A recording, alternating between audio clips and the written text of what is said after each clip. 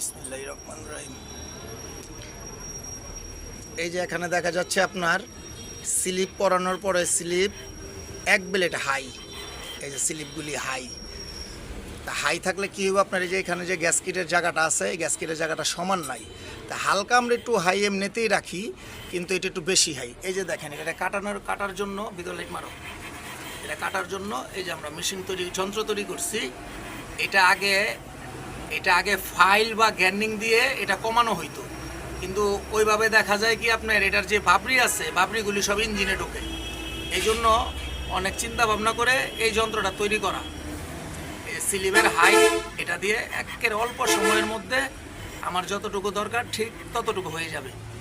এই প্রত্যেকটা স্লিপই হাই, যে প্রত্যেকটা স্লিপ হাই।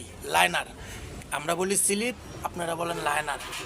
লাইনারটা হয়ে থাকে এটা বলগেটের লাইনে, পানির লাইনে।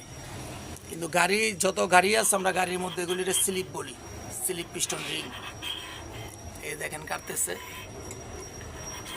কত সুন্দর কাটা হইতেছে।